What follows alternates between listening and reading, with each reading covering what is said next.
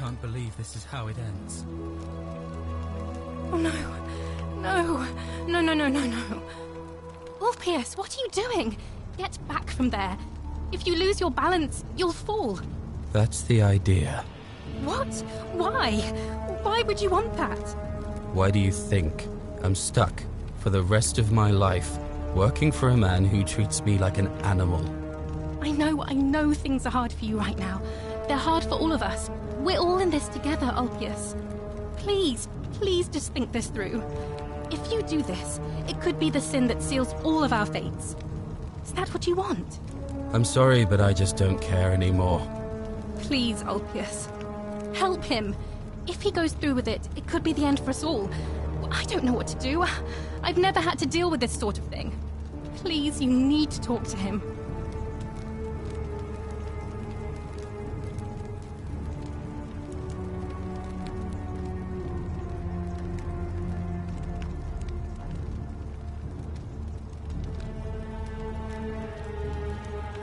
Thank you. And please, choose your words carefully.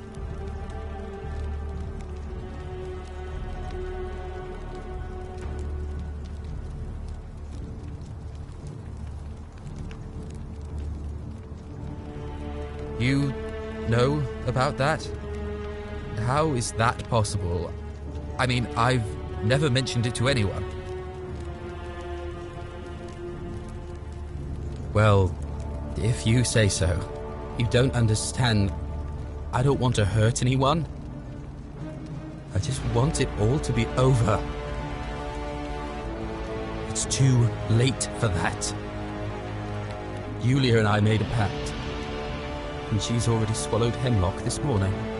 If I backed out now, I'd be betraying her. I can't do that. Oh, really? That changes things a little. But we're still in debt bondage to that monster. Unless you happen to have 2,000 denarii to pay off both of our debts.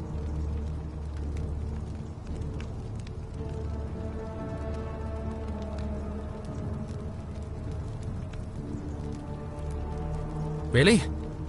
Wait. So, I guess you'd want me to work for you then. You'd do that for us? A couple of complete strangers? It seems today we're both blessed. This did not turn out how I thought. Thank you, friend. I never thought people like you existed. Thank you. I'll go and pay off our debts immediately. I just wish there was some way I could repay you. But I have nothing but the tunic on my back. I'll go and take care of things with Malleolus and tell Yulia the good news. Thanks again, friend. I'll never forget what you did for us.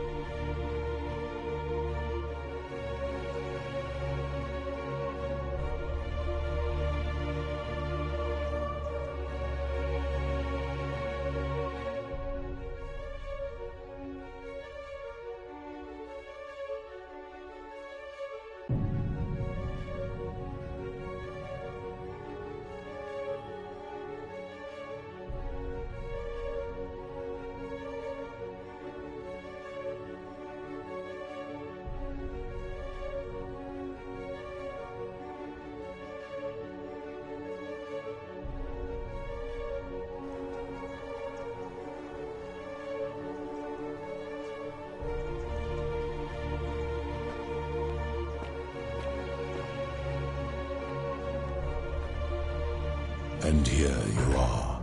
Allow me to introduce myself. As you have already gathered, I've been known by many names. Nergal to the Sumerians, Osiris to the Egyptians, Hades to the Greeks, and Pluto to the Romans. But the one constant through it all has been my title, God of the Underworld. And I've been watching you with curiosity, mortal, ever since your arrival. You're unlike the others, aren't you? And what is more, you carry a weapon that was never intended for mortals to wield, and you do it so brazenly. But there will be time for your reckoning later. First, as a reward for undoing the desecration of my obelisk, I will allow you to satisfy your curiosity. Ask what you will.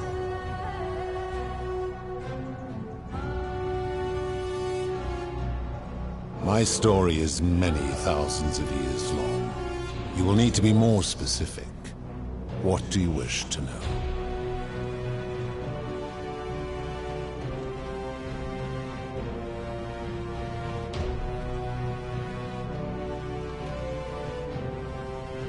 This is my beloved. Like me, she has been known by many names. Ereshkigal to the Sumerians, Isis to the Egyptians, Persephone to the Greeks, and Proserpina to the Romans. Or perhaps you might know her as the goddess of springtime, the cycle of life and renewal.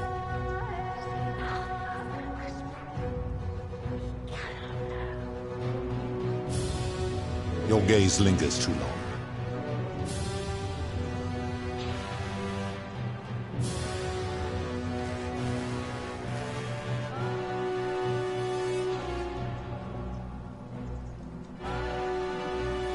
My kin and I all adopted this form long ago, so that we might better understand and communicate with your kind.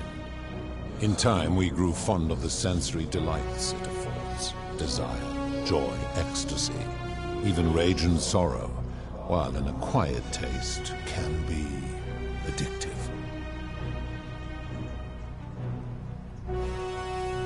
It is a matter of perspective. God is a label I was given by you mortals, not one I gave myself. Your ancestors revered me because to them, my knowledge and technology made me incomprehensibly powerful, just as you might seem so to an insect. But despite all that, there are rules even I must obey.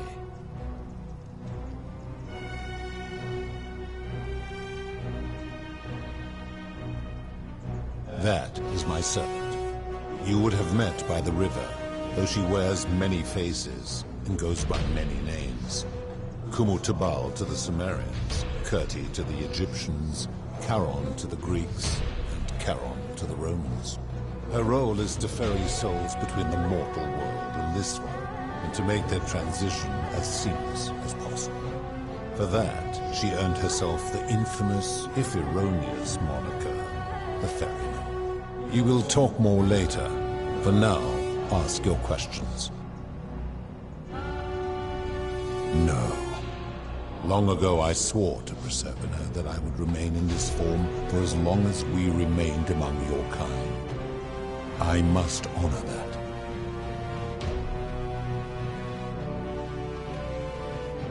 As you wish. It has come to be known simply as the Underworld, and it exists because of a wager I made long ago.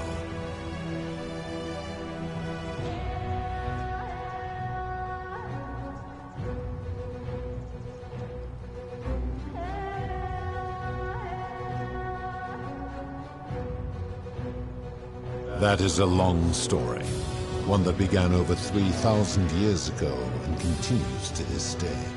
You see, long ago my kin and I set out from our home on Elysium to search for other forms of life among the stars.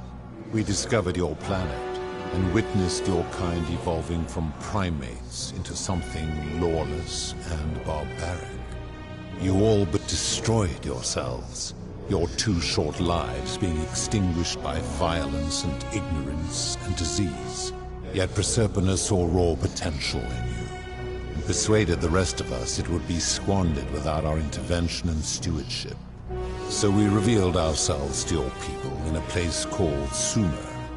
We offered guidance in agriculture, toolcraft, and law, and you called us gods. For a time you flourished, but soon you were too many for us to oversee. And as you spread from that cradle of civilization, we saw something disturbing.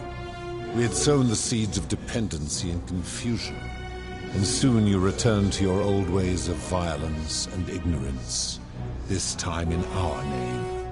My kin had seen enough, and gave up on your kind, condemning you as barbaric and chaotic, scarcely more than animals. We began preparations to return to Elysium, our home world, a utopia unspoilt by conflict and unimaginable in its beauty. But my Proserpina could not bear to abandon your kind without guidance, and knowing it would force the rest of us to leave her behind, she made an extraordinary sacrifice. She gave up her immortality to descend permanently to the ranks of humankind. And so she began her inescapable trajectory toward death. Horrified, I acted swiftly.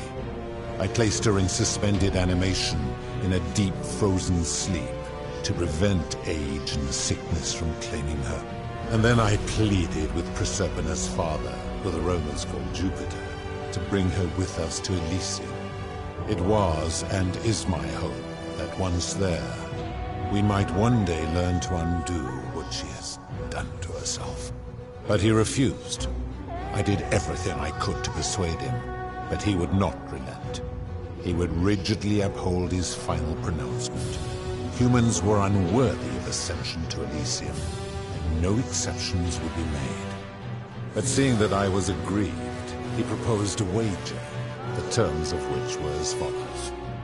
If even one human city could prove itself capable of living without sin for a single year, then Proserpina and all of humanity would be permitted to join us in Elysium. My part would be to remain behind, the last of my kind, to watch over you, without interfering, and to sit in silent judgment. And so my reward has been to languish here, enduring a 3,000-year winter, waiting for the day your kind proves itself worthy of her faith in you, so that I might take her with me to Elysium and unthaw my goddess of springtime. And here I am, after all this time, still waiting.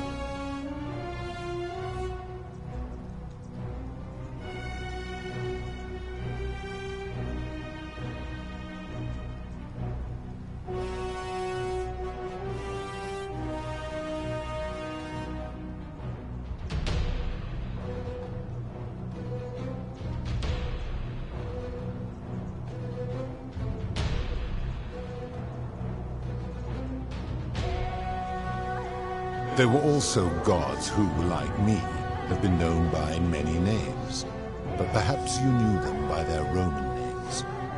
Our leader, Jupiter, as well as Neptune, Saturn, Juno, Minerva, Mars, Venus, Apollo, Diana, Vulcan, Vesta, Ceres, and of course, my beloved Proserpina. As the first wave of your kind arrived from Sumer, I had them build a city in their own fashion, so that they might be comfortable and recreate their lives here. I had them build the entrance as a vertical shaft leading to baths, to cleanse them of the sins of their former lives, and to prevent escape. I watched wave after wave of Sumerians arrive, and as their civilization declined over the centuries, they were replaced by Egyptians. Of course, believing themselves to be the superior civilization, the Egyptians promptly built over what had been built before, and made all the same mistakes. After another 1,000 years, the Greeks began to arrive, and then the Romans, and they all did the same thing. They built upon the underworlds of their predecessors, renamed their gods, and ensured their foundations were forgotten.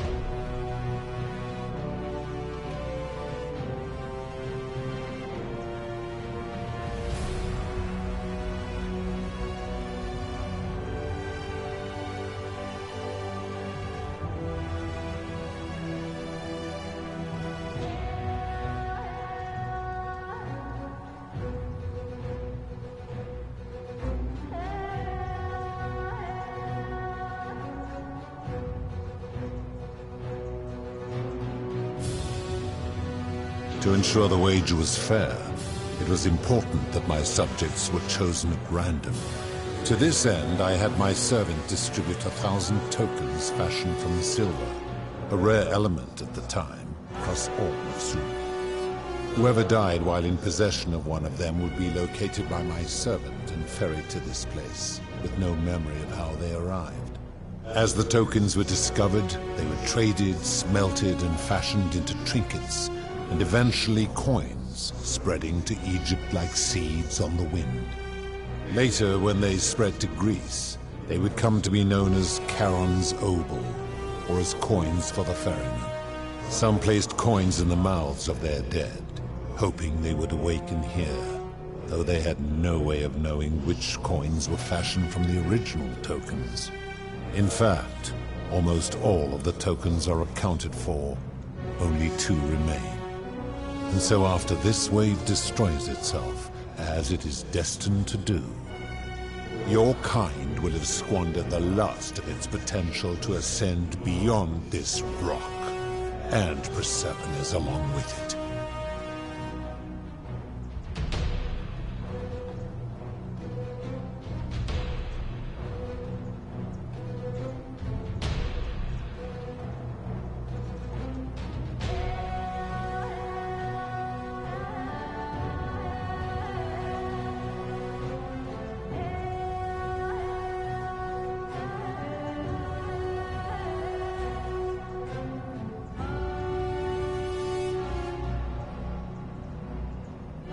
It is a regrettable story. One of the first men who came to this place was a king of Sumer, and a troublemaker.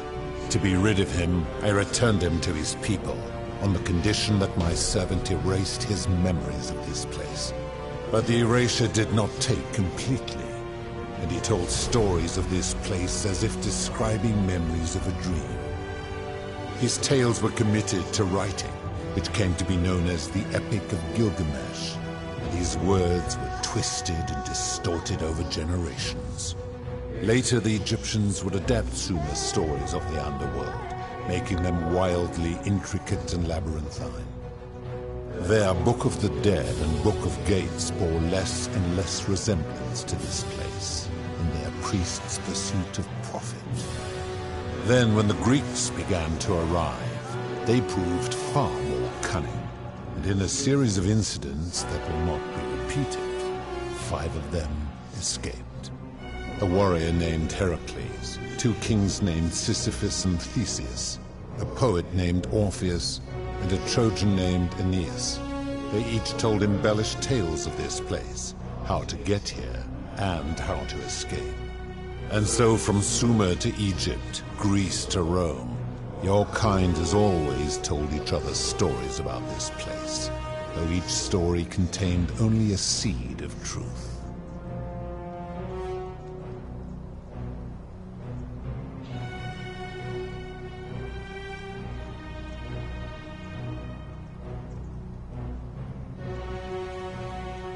Of course. That is merely the name your people have given to it, but yes, it is my doing.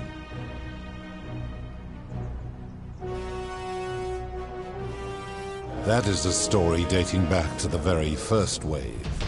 After the Sumerians finished building their city, the self-declared ruler threw a banquet to celebrate. Now this man was unmarried, and many women were vying to become his wife, a prestigious position of power and influence in a new world. Of all the women, 2 were particularly ambitious. Both were beautiful, and both arrived at the banquet wearing eye-catching dresses and painted faces, their hair woven in elaborate fashion. The first woman, recognizing that she would require an advantage to win the ruler's affection, draped herself in jewelry, ornate necklaces, bracelets, and rings fashioned from gold. Seeing this ostentatious display, the second woman grew envious, for she had no such jewelry at her disposal. She prayed aloud to any gods that would listen to cover her in gold, and when her prayer went unanswered, she took matters into her own hands. While the others indulged at the banquet, The second woman summoned the first for a discussion in a quiet place. She checked that nobody was watching and pushed her rival from the top of the ziggurat where she broke her neck on the rocks below. But I was watching, and I decided to answer her prayer. I took the golden bow left behind by Diana, and I shot that woman in the heart, covering her from head to toe in a layer of molten gold. And I left her to stand there, that she might serve as a grim reminder of what befalls those who sin in my domain. But that was not enough, for the entire city was tainted by her sin, and the wager could no longer be won. So I had no choice but to wipe the slate clean.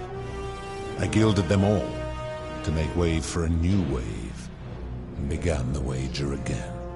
And to this day, each of them, and all who came after, line the halls of this city, inanimate but conscious, suspended in time with only their sight and hearing preserved, so they may bear witness to and lament the folly of your kind for eternity, as silent golden sentinels. I give your kind a second chance at life, as well as ample warning about my law.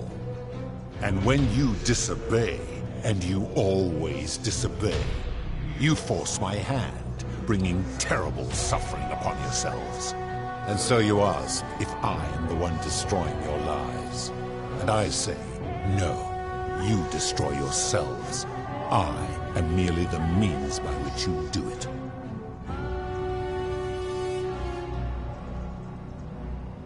When my kin departed, they left behind many relics which I inherited.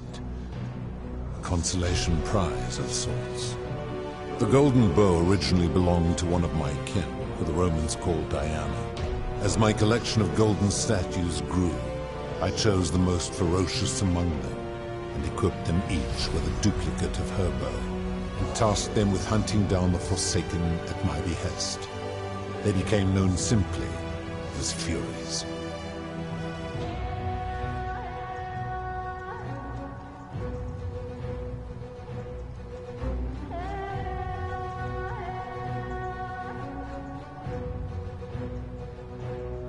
I've always considered that the cornerstone of morality is the ability to determine right from wrong on one's own.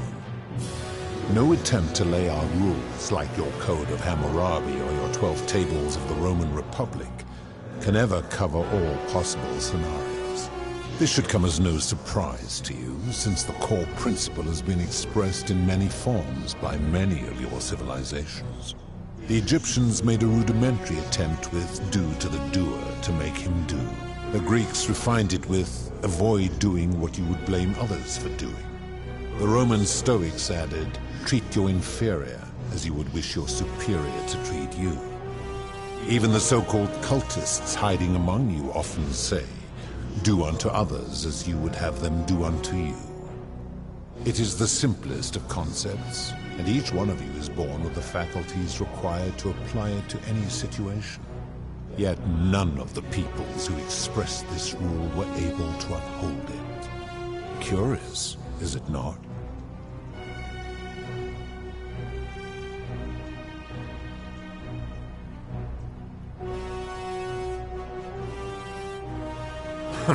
For you, perhaps.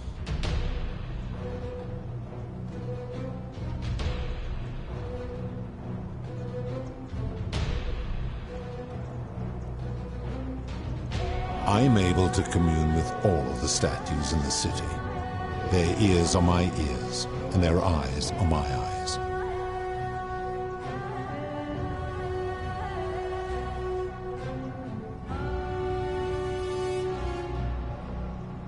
If she was still conscious, I suppose she could, but she's not. Why do you ask?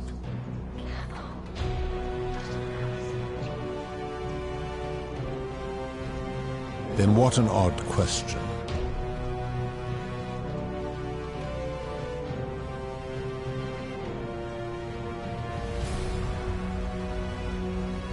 Do you plan to speak in sweeping generalizations, or are you going to give me an example?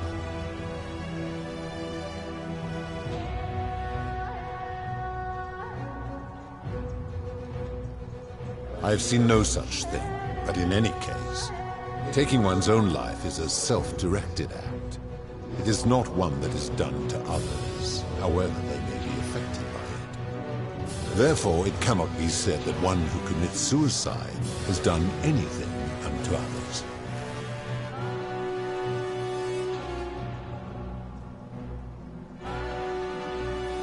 Now tell me, what other sins do you believe I have overlooked?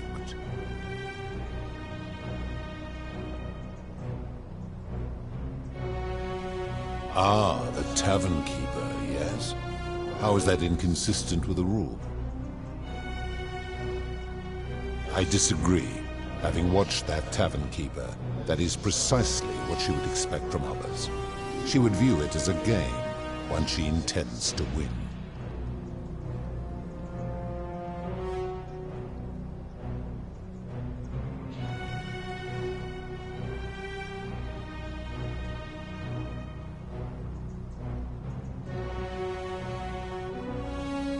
Now tell me, what...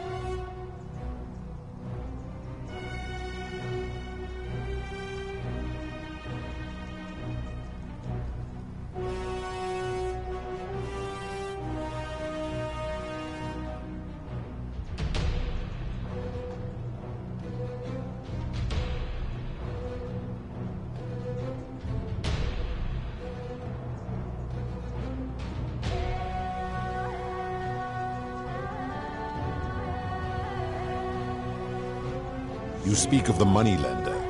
How is that inconsistent with the rule?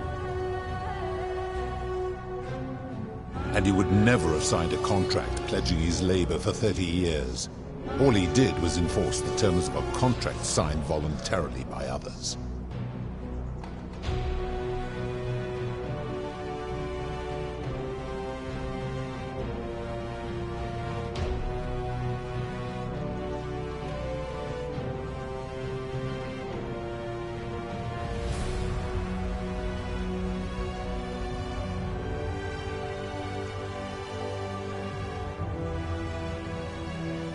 Now tell me, what other sins do you believe I have overlooked? The midwife and the palace, yes. How is that inconsistent with the rule? The rule is do unto others, meaning other people. Those statues are something else now. Bloodless shadows, mere shapes of their former selves. They are forsaken. What happens to them is no concern of mine.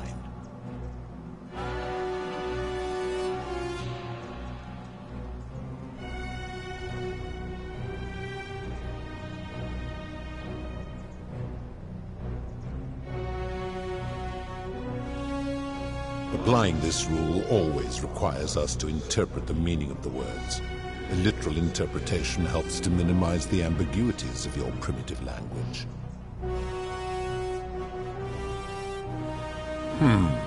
Supposing you're right, then my law has been broken, and I should turn you all to gold immediately.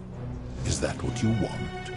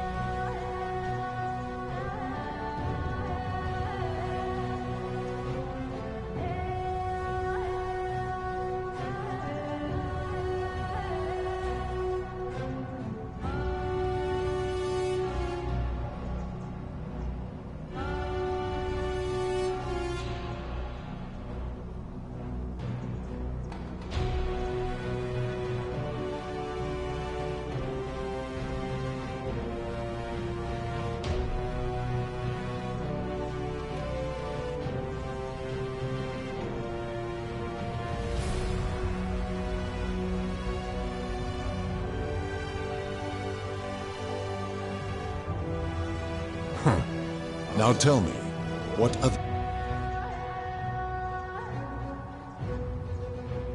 Abduction? You mean the magistrate imprisoning his daughter in the cistern, I take it. He did so because she sought to escape, a sin I take particularly seriously. Better that he stops her from escaping, albeit brutishly, than I have to wipe out this entire city to punish her. Wouldn't you agree?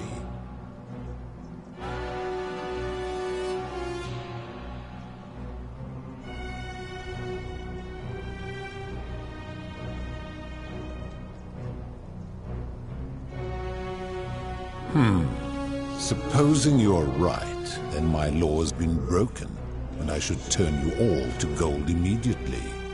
Is that what you want?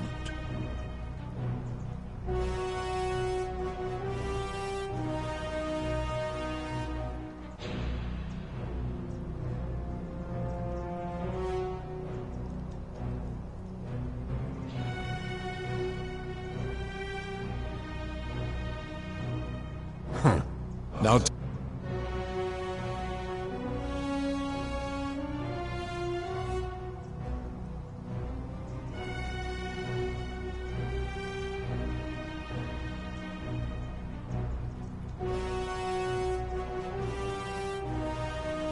do you honestly think you could do better?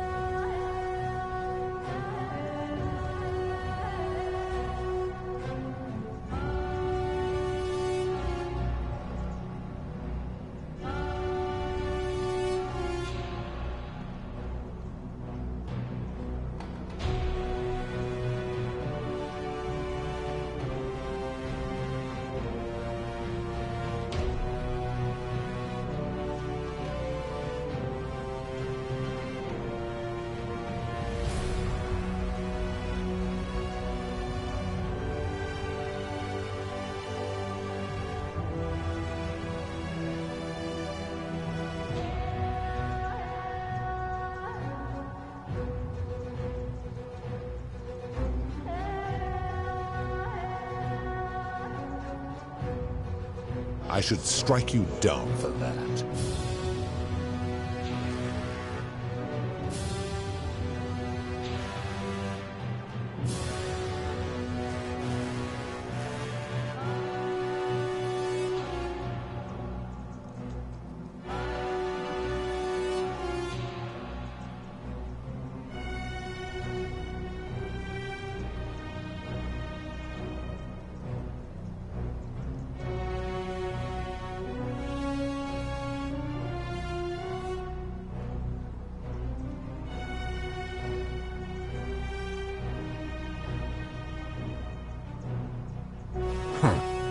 Now, did you have any other questions before your reckoning?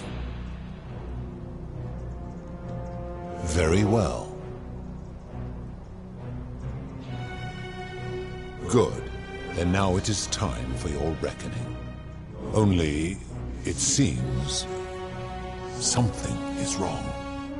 It has long been within my power to see into the hearts of mortals and weigh their deeds in life.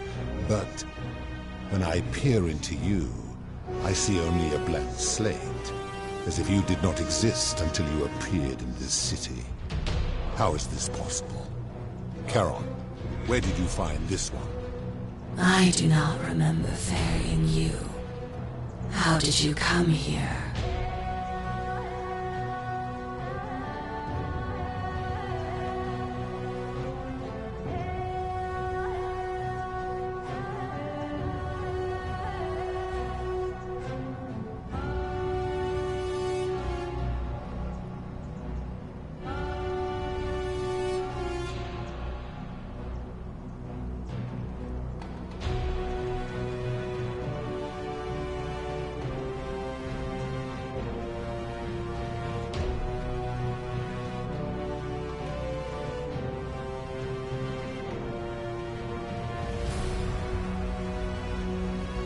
If that is true, then I sense the intervention of someone powerful.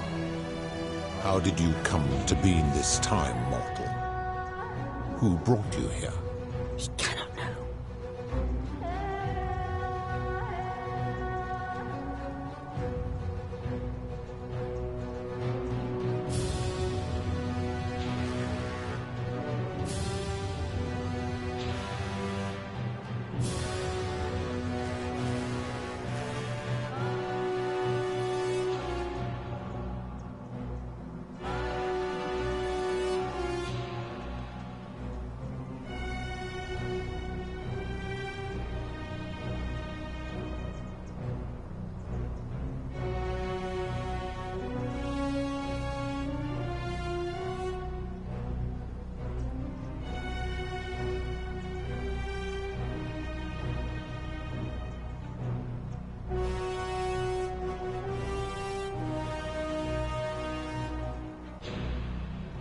I do not know. My kin departed long ago, and Proserpina has slumbered for 3,000 years.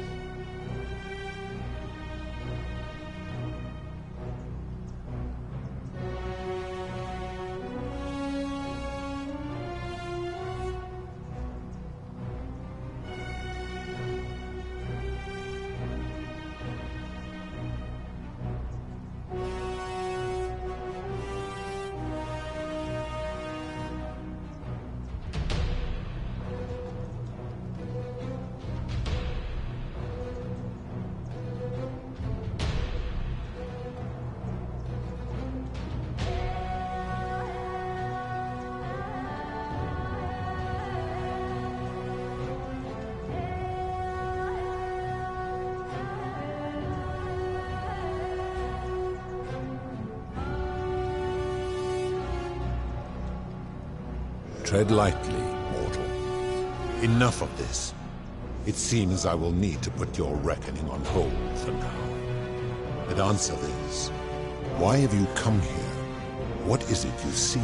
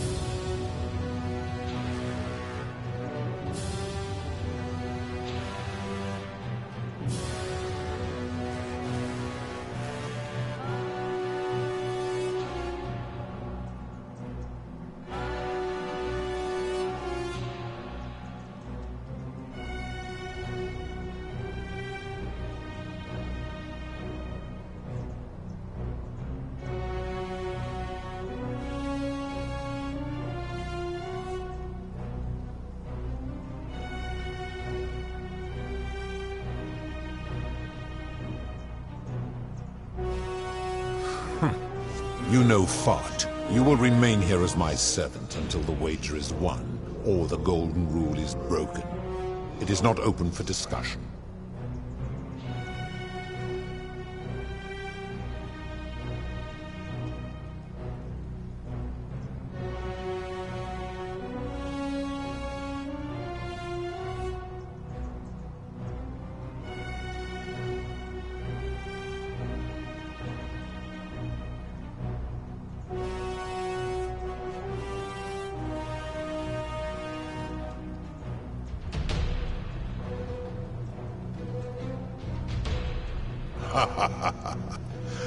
Your hubris is amusing, so I will allow you to make your case. But I warn you, if you anger me or waste my time with lies or wrong-headed arguments, you face death here. So, tell me, why should I put an end to the so-called Golden Rule?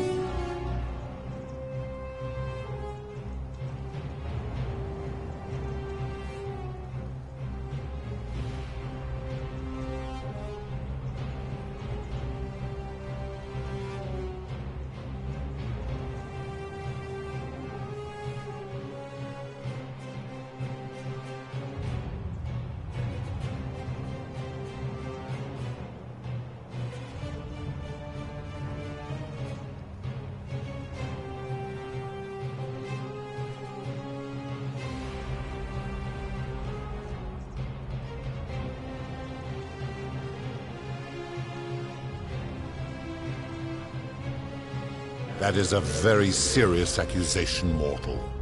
What sin have I committed? What evidence do you have to support it?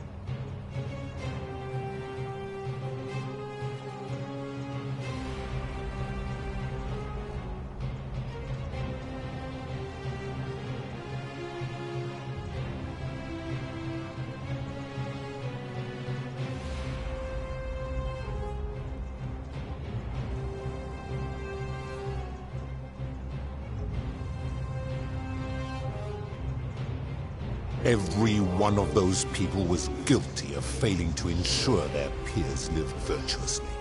They failed collectively, and so they were punished collectively. The Romans understand this, as did the Greeks before them.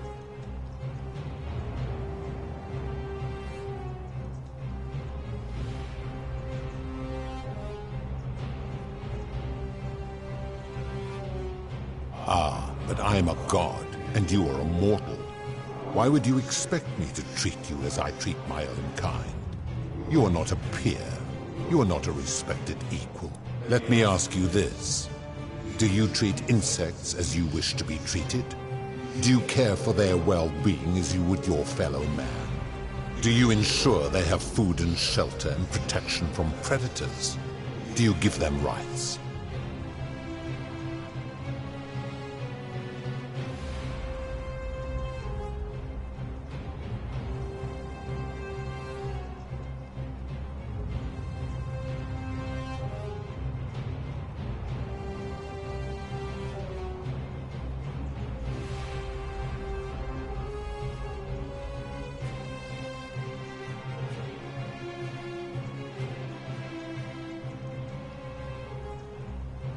I warned you not to lie.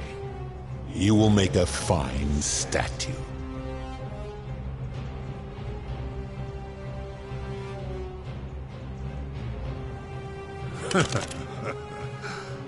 Do you really think you can wound me, a god, with that primitive weapon?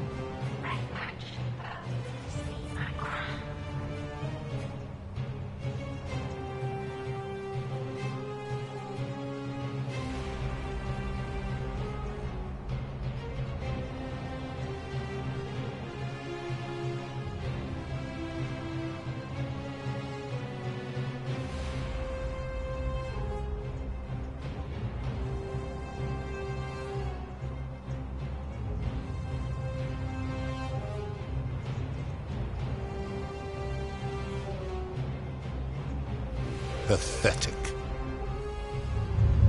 The many shall suffer for the sins of the one.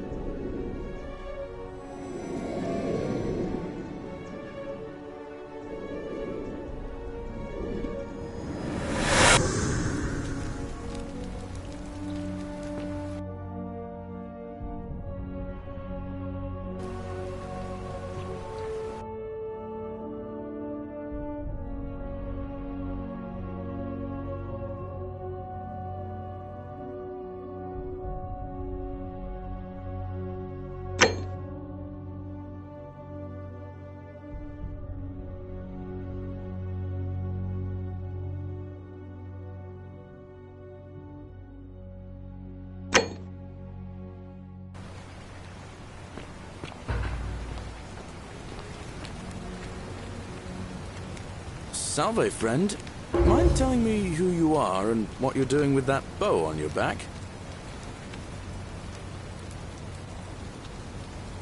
Oh, sounds serious. I'm listening.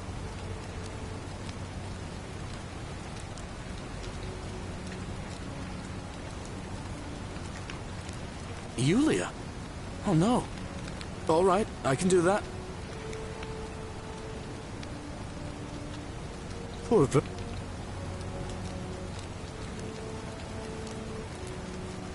All right, let me see.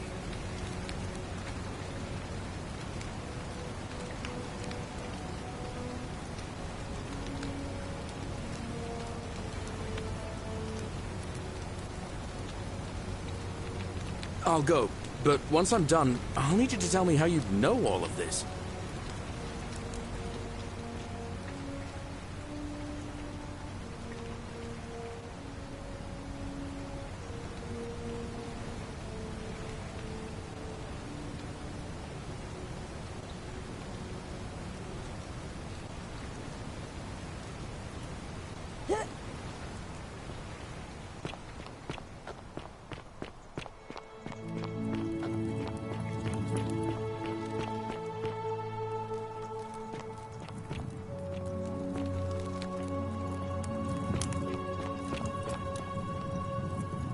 But say then he and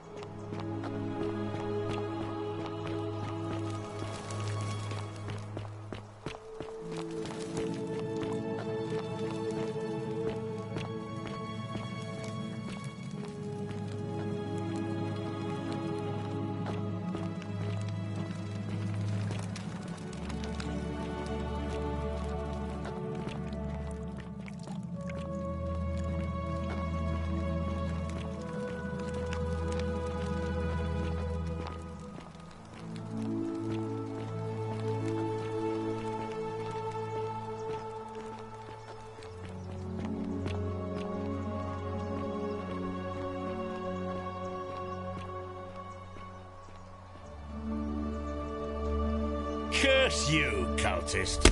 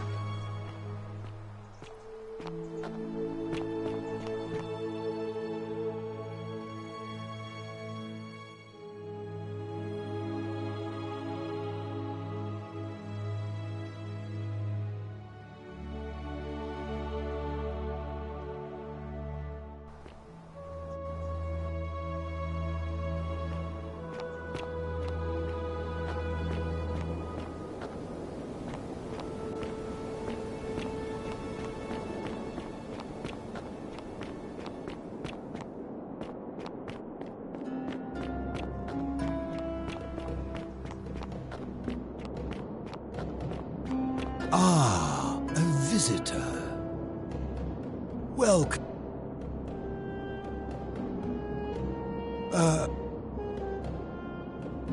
Oh.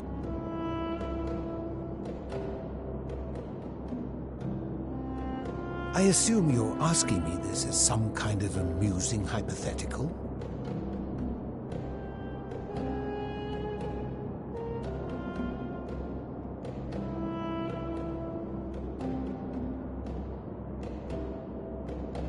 The way you say that, you met him. I suppose first I'd want to gather information. I'd want to know about his reasons for imposing the Golden Rule and what he considers a sin. If I could expose some internal inconsistency in his reasoning, some degree of hypocrisy, I might be able to compel him to change his position.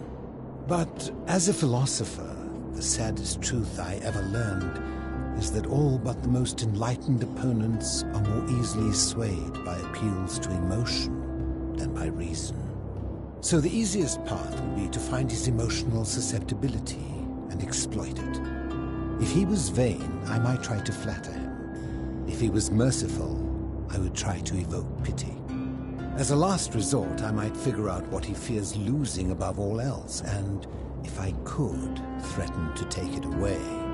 Though, of course, that could easily go awry. Now, go quickly while my words are still fresh in your memory.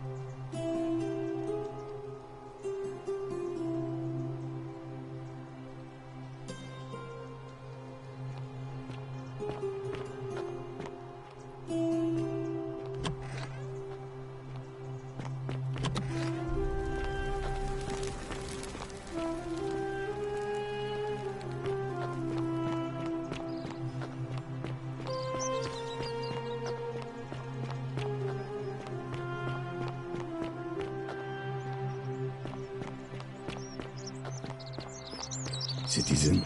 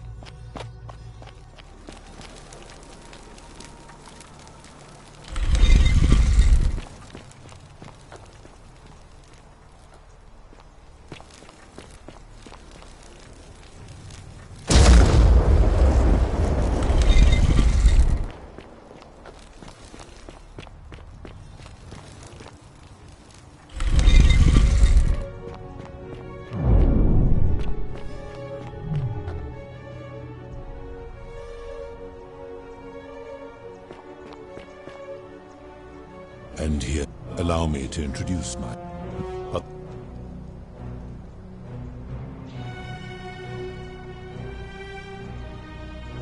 That is merely...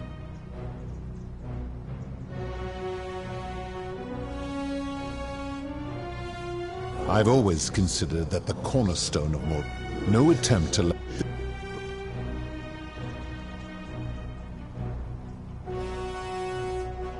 Enough. Do you plan to speak?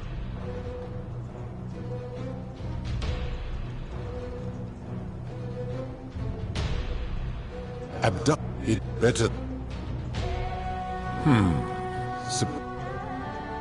Then your desire, you will make.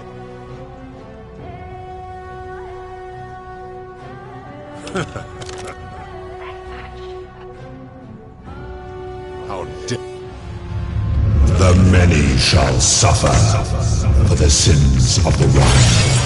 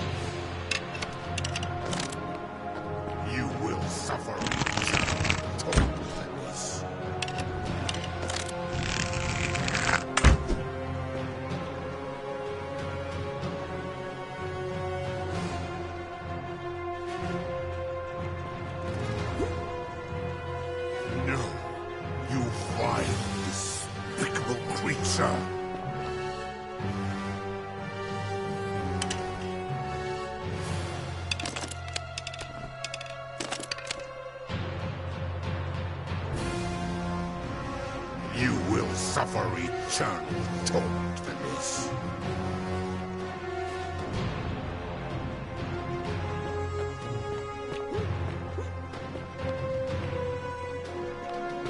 You will suffer eternal torment for this.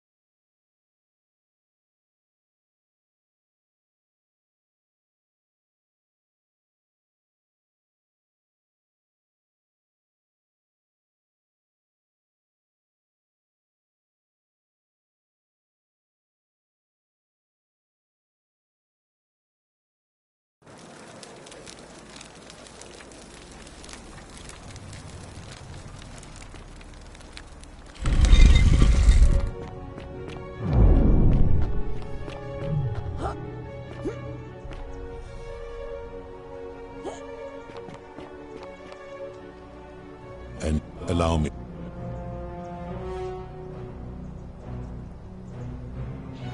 My story. As you. To ensure the way to the.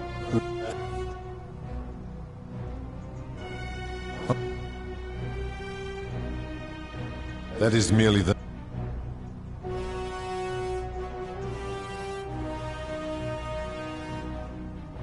That is...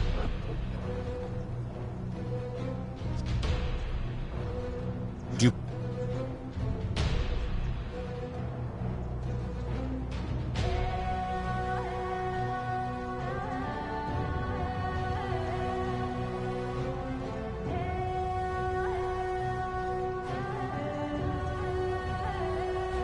The midwife and... The rule... Now tell me.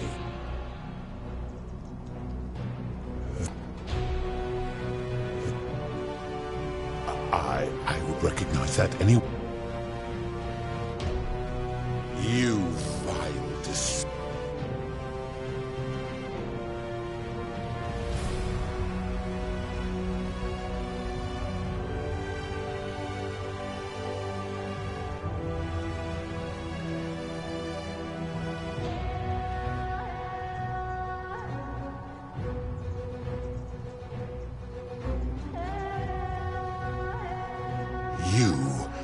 You have put me in an impossible position. If I refuse, you will murder her. And yet, if I agree, I will lose my wager and return to Elysium, humiliated and alone.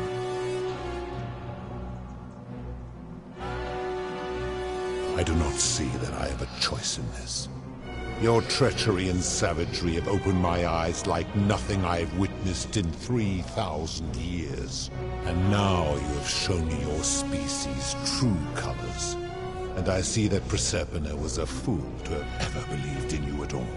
This has gone on too long.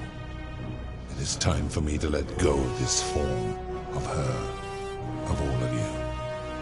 But know this, if I abandon the wager and leave for Elysium, neither she nor your kind may ever ascend.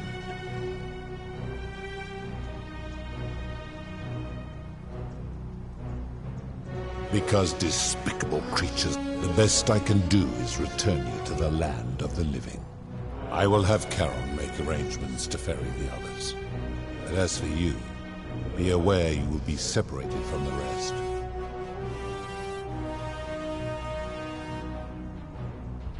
Once this exodus begins, The events that brought you to this moment will never have taken place, and you will have created a paradox.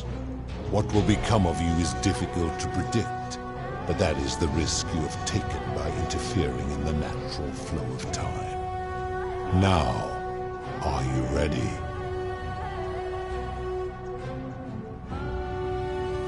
You had best pray our paths never cross again, mortal.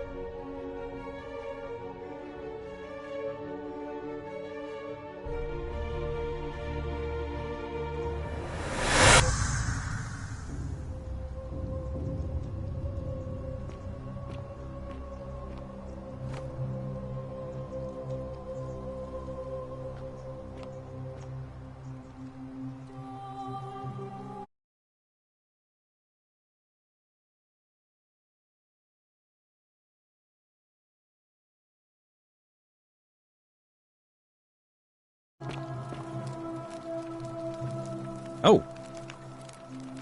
Hi there. Gave me a bit of a fright.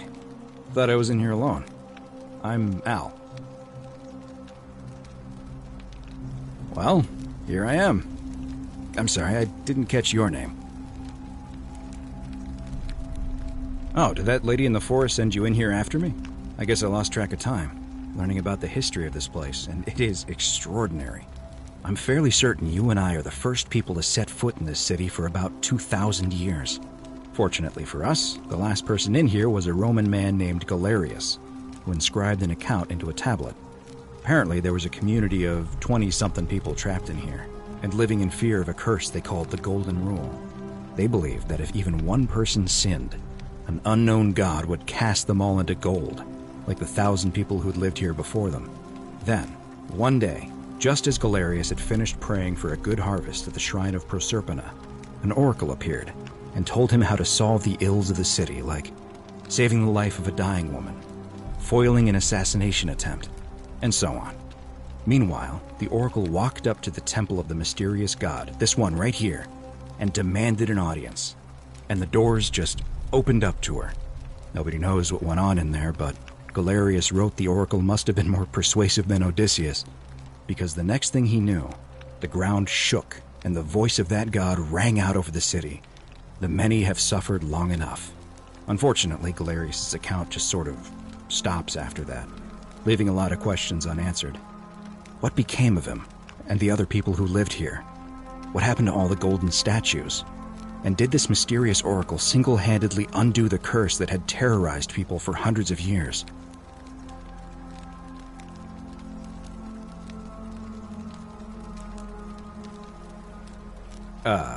What? Oh, I see.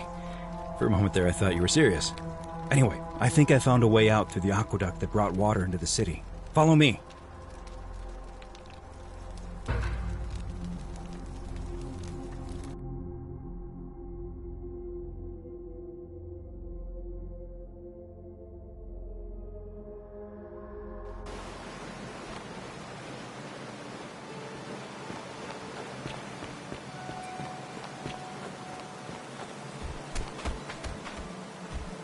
I'm going to pause here for a moment.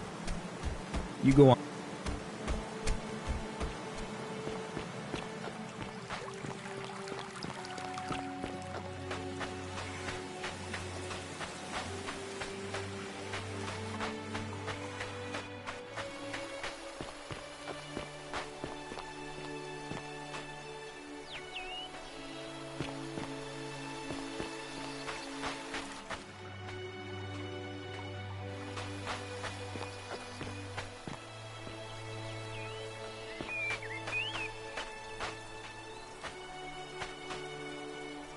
You're back! But... why...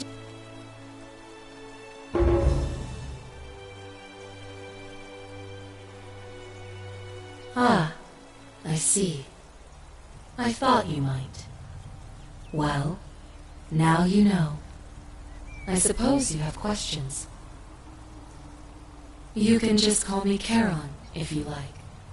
I am sorry I was not completely honest with you when we first met. I do not enjoy deceiving people. Believe me, I do not. But I have learned, from 5,000 years of experience, that most people find comfort in familiarity, in gradual change, and coming to see the truth in their own time.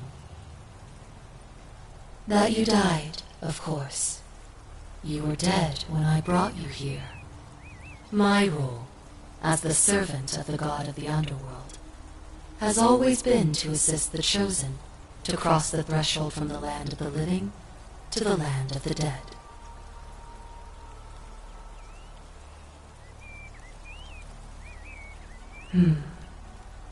Usually, when people do not remember how they died, it is because they suffered a terrible trauma. Most souls would rather not remember. Ask yourself honestly, do you really want to know? As you wish. You were murdered.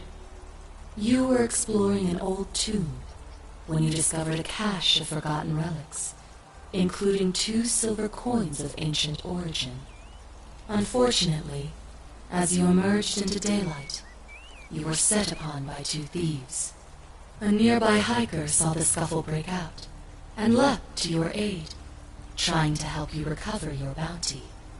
You both fought bravely, but your assailants were armed, and you were not. There was nothing you or your ally could have done. He died instantly at the scene, and you followed a few hours later. That man's name was Al Worth. You were each in possession of a sacred coin, called Charon's Opal by some, and so it was my duty to bring you here.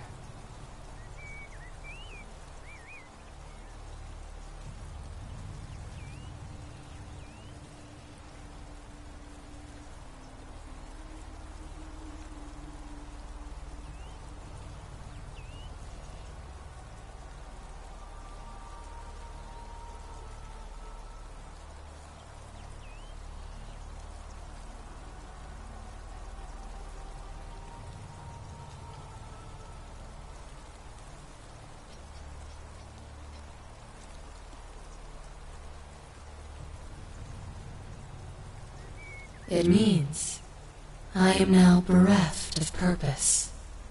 There is nobody else to ferry here, nobody to keep you company. After 5,000 years, the underworld has finally run its course. Perhaps you have heard the tales of the Greeks and, well, those stories. A long time, my order. It means there is nobody.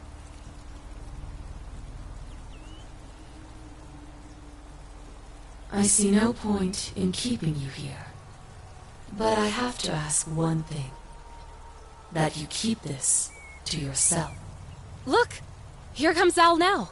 Al! It's so good to see you. You were gone so long I thought I'd never see you again. Kinda lost track of time in there. You wouldn't believe what we found. The ruins of a long-forgotten city. And there was a tablet describing an oracle who confronted a god and undid an ancient curse. Sounds like quite a story. And I look forward to hearing all about it. But you two look exhausted. Why don't you hop in my boat and rest while I ferry you back to civilization? Sounds good to me. And you? Are you ready to go home?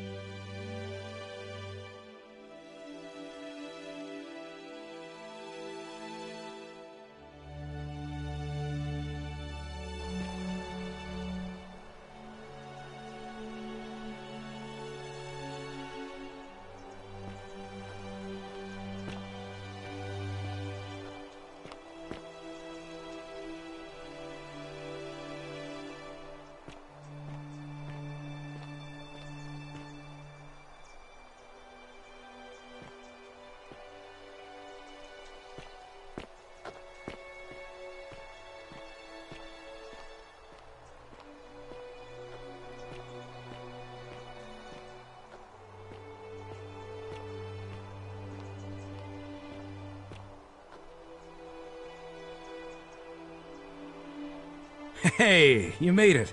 It's great to see you again. I read your book, and what the critics said about it. I guess they weren't ready for your theories about the underworld. Anyway, after everything you've been through, I thought you might appreciate some good news. So after we got back to the real world, I started doing some research into the people mentioned in Galerius' tablet, and I found something strange. I'm sorry I've been so cryptic. I've been dying to tell you, I just really wanted you to see this for yourself. Why don't you head on down there? I'll catch up with you at the other end.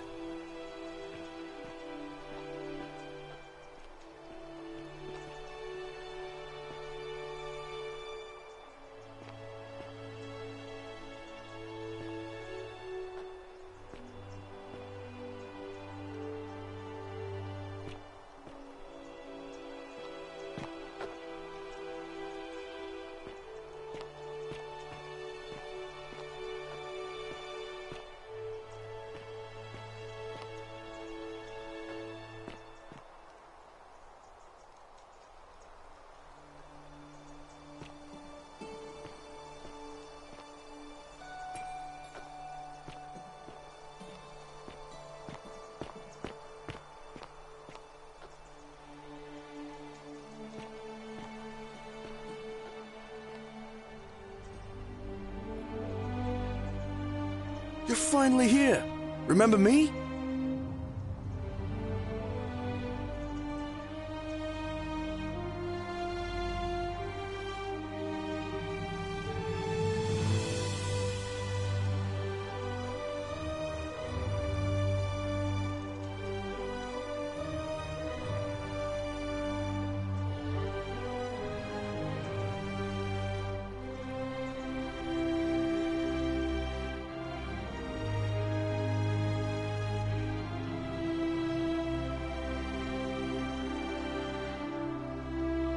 It's a crazy story.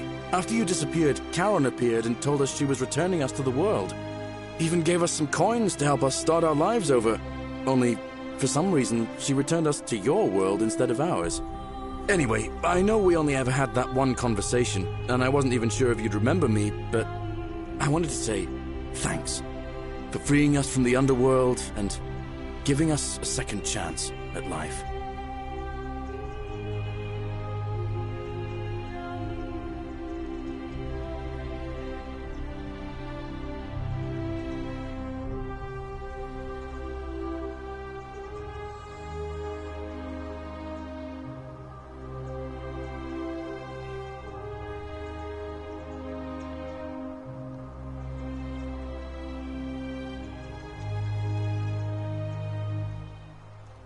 I know.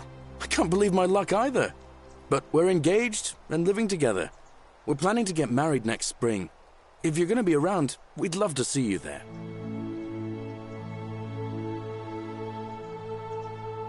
Oh, I used Charon's gift to buy a farm in Umbria. Got a villa on it too, with enough room for Dooley, of course. It's hard work, but I sleep soundly every night. I'm finally my own man, and I wouldn't change it for the world. Of course, there's a whole museum full of people waiting for a chance to thank you, so you'd better keep moving. We'll speak again soon, my friend.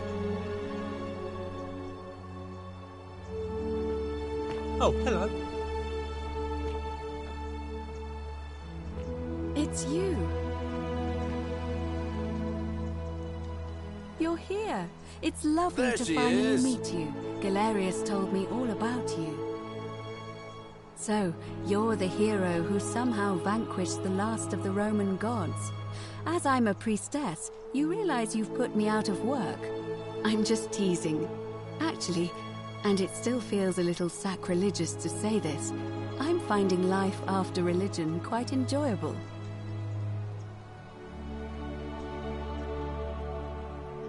Galerius and I are engaged and expecting. We've just bought a lovely villa in the countryside, with room for a large family, and Dooley too, of course. It feels like the world has just opened up for us. There's so much to learn, and so many more possibilities for our children than we ever imagined. We're just so thankful for what you did for us, for all of us.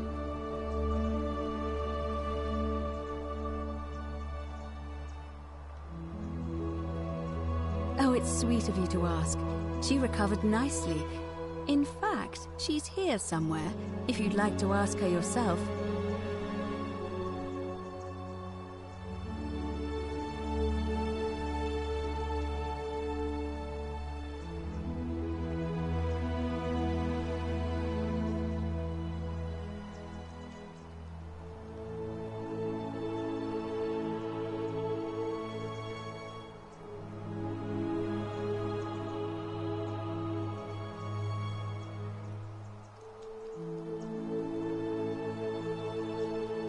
See you at the wedding, I hope.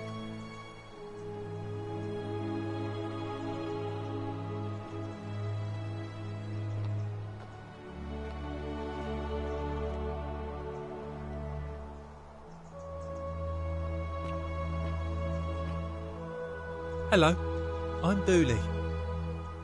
Galerius said you're very nice and a big helper. Thank you for getting us out of the bad place. I didn't like it.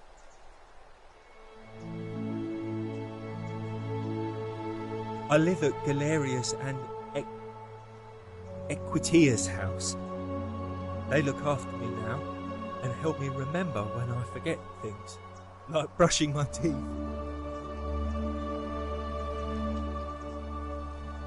Treasure? Oh, I forgot about that. I like my box now. Galerius got me a box that tells stories. It's my favourite thing.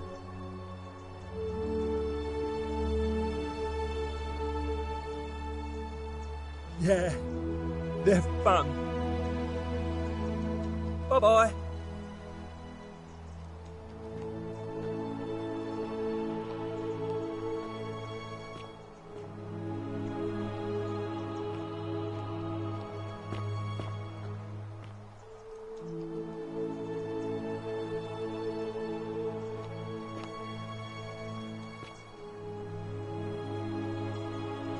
Hey.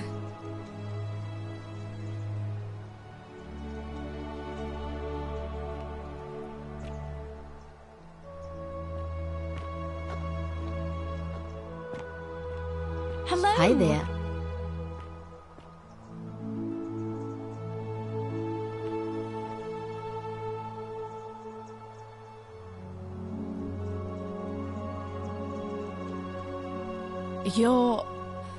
You're the Oracle, right?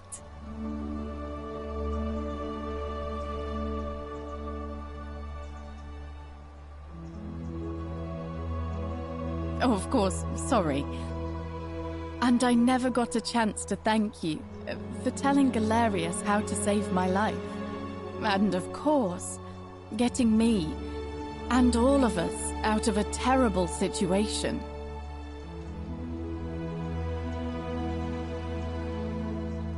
Oh, I barely recognize myself. I'm living in a house share in London with my wonderful girlfriend. And I'm studying English at university. Eventually, I want to travel the world and write about it. Turns out, it's about 30 times bigger than the Roman Empire ever was. Did you know there are entire continents Rome never knew existed? And you can travel almost anywhere in an aircraft, which is rather like flying on a Pegasus, but much more comfortable. Oh, sorry, you already know all that, of course. I'm just so excited. There's so much to see and learn and write about. I have noticed people from your time have no idea how fortunate they are. I hope to change that. One day.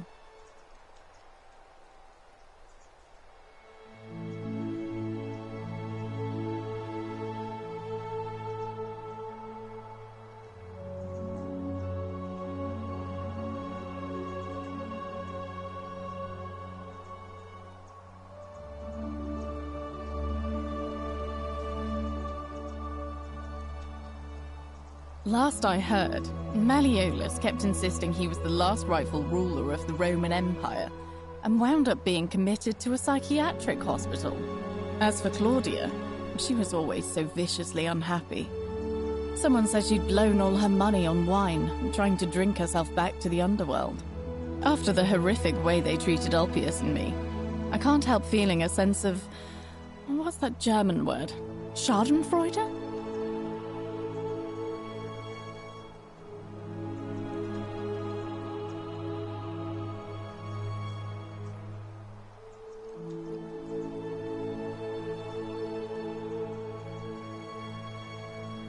Thank you. You're very kind.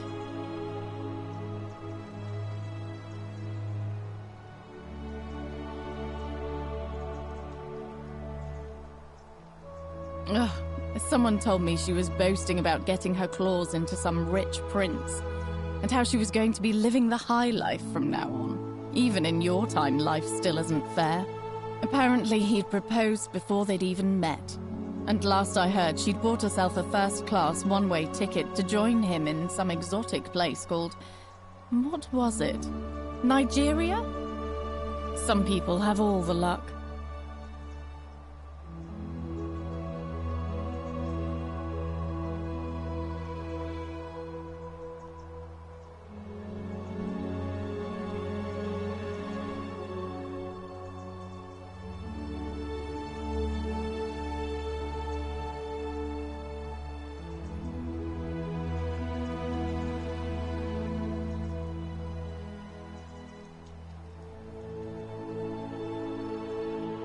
Really? Huh. I feel better already. Thank you. You too! If you're ever in London, let me know. We can go to bars and drink wine and listen to the stories of the 9 million people who live there. I hope so.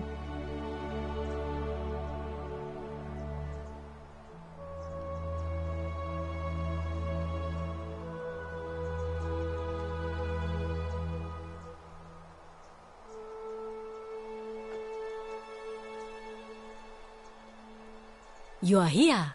It's nice to finally meet you. Lucy is fine. I'm making an effort to blend in, as you can see. We are all trying to keep a low profile. If the world knew we died 2,000 years ago and were suddenly brought back to life 12 months ago, they'd never leave us alone. Speaking of which, I wanted to say thank you in person.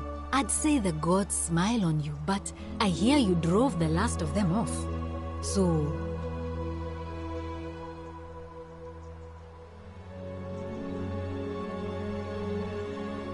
I'm studying to get into medical school. As much as I resented the responsibility of keeping everyone in the city alive, when it ended, I realized I missed it. So I guess I'll just keep saving the world, if begrudgingly, one patient at a time. You too, don't be a stranger.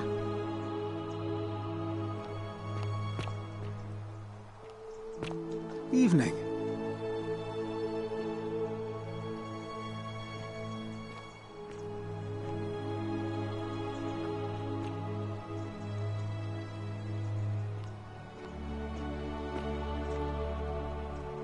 I take it you're the Oracle. Thanks for coming. Actually, I changed my name to Cynthia. I didn't want to be associated with Sentius after what happened. I'm not sure if you heard, but after you drove Pluto off, Proserpina emerged from the Great Temple. She knew right away what none of us had figured out about that psychopath. He'd been keeping my little sister locked up in the upper cistern all that time. But he's been dealt with. He's... you know what? The important thing is, we'll never see him again.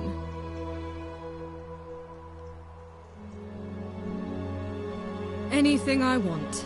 I'm a woman of means in a vast new world. I can go wherever and do whatever I please. Of course, I mostly just stay in my villa and have my servant Alexa summon things for me, because it's just awful out there. Barbarians everywhere. He's still there, all alone. The last golden statue in the underworld. Trapped in a metal shell, slowly losing his mind until the end of time. Eternal torment. Just what he deserves, if you ask me.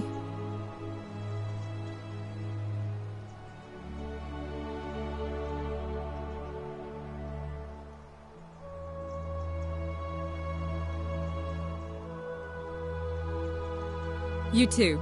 See you around.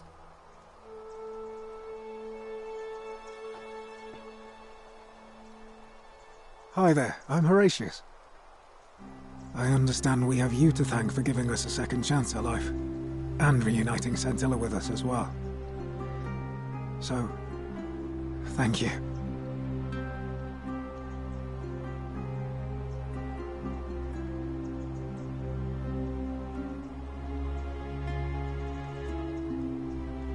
I'm living up north and studying in the military academy in Modena. I'm going to be an officer one day. The world's changed a lot, but some things stay the same. Would you believe we're still studying military tactics from my time? Alexander the Great, Caesar, Hannibal Barca. Still, I have to keep challenging myself to let go of old ways of thinking and embrace the new.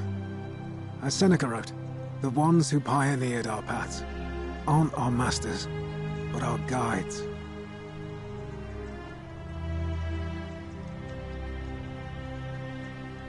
Ah, you remembered that. Thank you. I grieved for a time, but that's done. In the words of Epictetus, as those who rode behind triumphant generals remind them they are mortal, remind yourself your precious one isn't one of your possessions, but something given for now, not forever.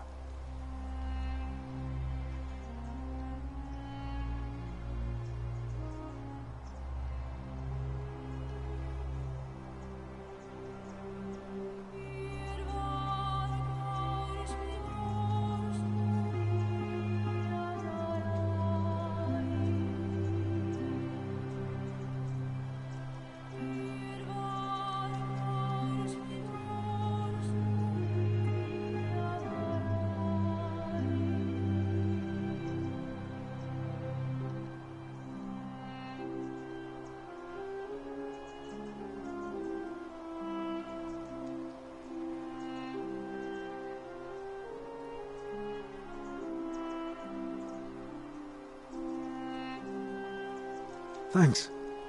Oh, and I don't know if you've heard, but a few of us are going for drinks later. It'd be nice to, chat with you some more.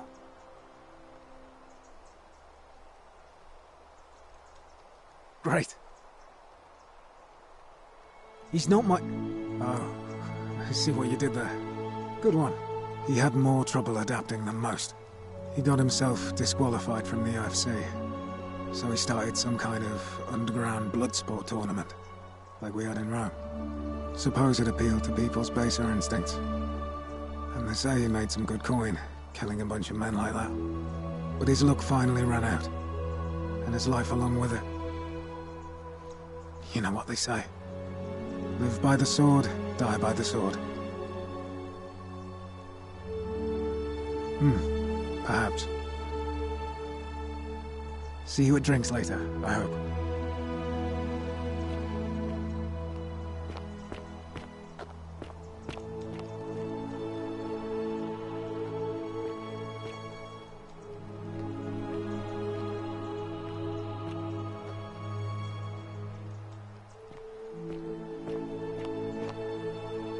Good evening. Hello there.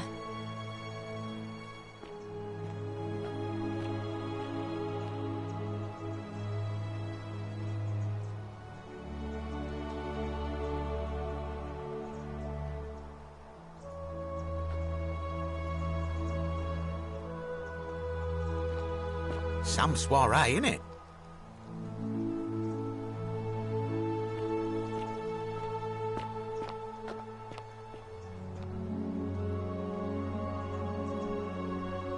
And here you are.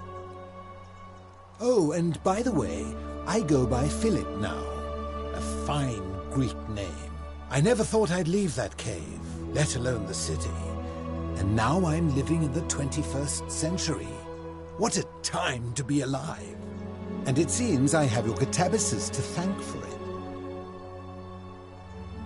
I'm working as a consultant to the Faculty of Classics at Cambridge University, helping fill the odd gap in their knowledge.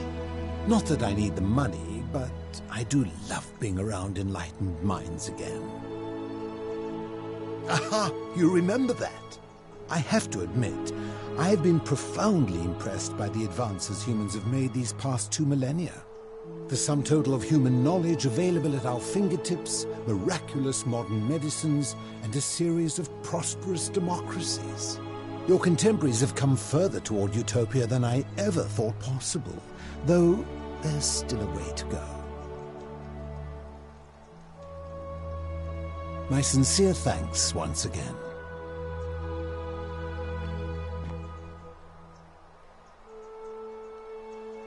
Greetings.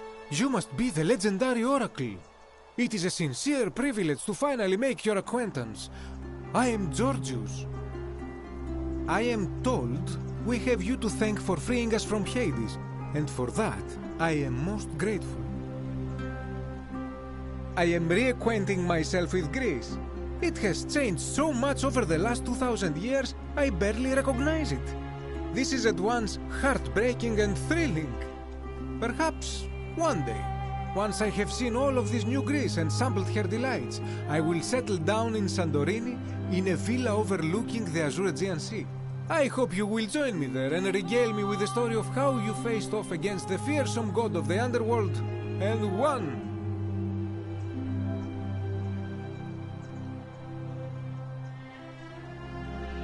You too, my friend. You're the one we've been waiting for. I'm Fabia. I wanted to say thanks for sending Galerius to save my life. I don't know how you knew, but I would have been crushed by that shrine for sure. I'm just so happy to be here, with you and everyone, together again, even if it's just for one more night. Well, it's not like I have to work with all the silver Charon gave me, so I just do what makes me happy. Mostly that means baking for my friends and looking at memes while binging TV shows in yoga pants. What a time to be alive.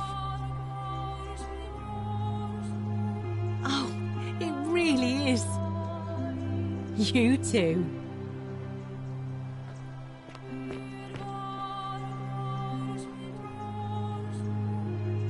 Oh, hello. It's lovely to meet you. I'm thankful that you're here. I was sure the person who drove off the last pagan god would have more important things to do than visit the likes of us. But thank you for coming and for saving our lives. What you did was extraordinary, and I'll never forget it.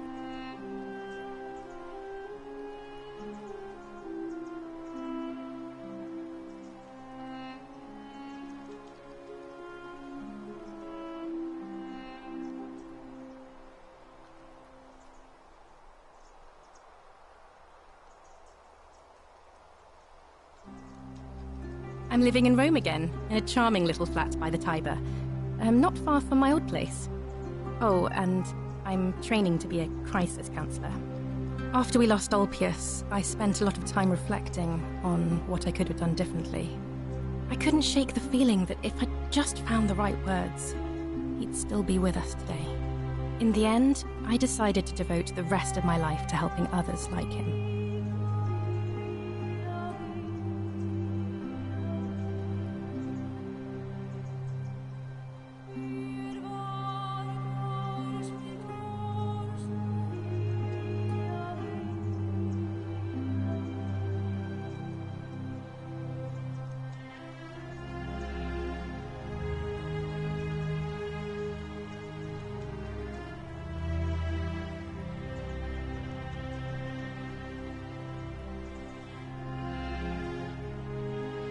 So I'm told, and I know that and you.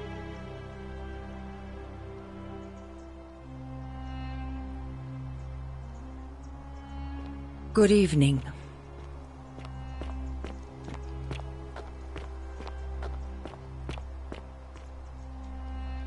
Hello there. Oh, I go by Gabriella now. I didn't want to be reminded of that monster every time I heard my own name. After you drove Pluto off, Priscilla...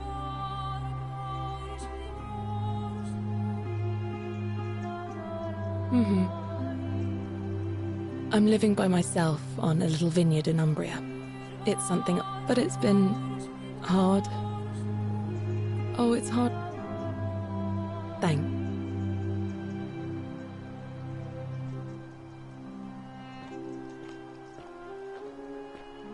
Hello.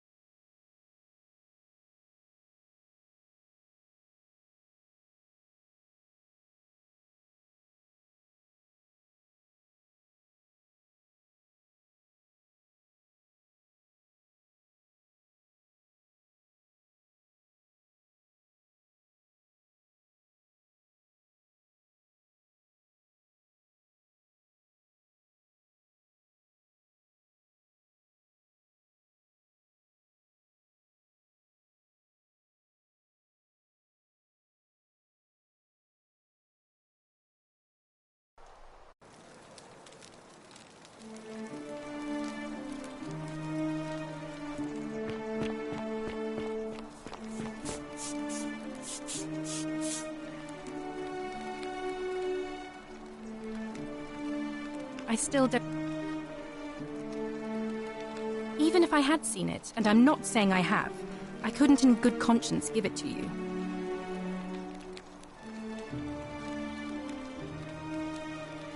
All right, well... I can't believe this is how it ends. Oh no. No. No, no, no, no, no. Ulfir... That's... What? Why do you... You... Well, you don't... If I... Oh, that was... Really? You'd... It's... Thank you. I just I'll go and...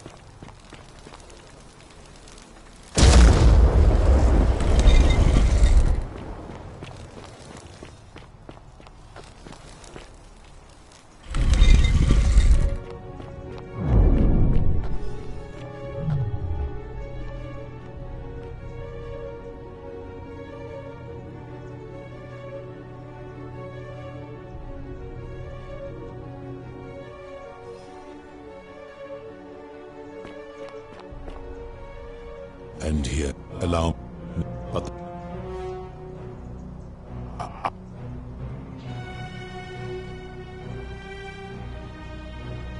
you,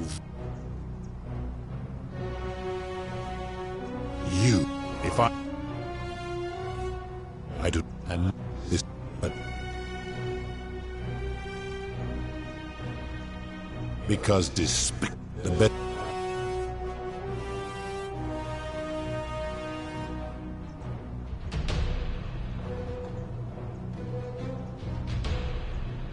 Once this what now?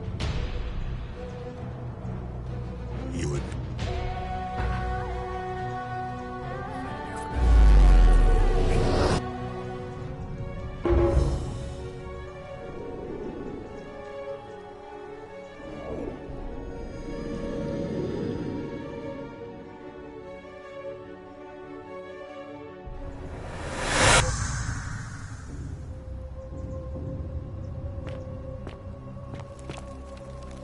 Oh. Hi. Well. Know who you are. Oh, to that lady in the forest. I'm fortunate. Apparently. And the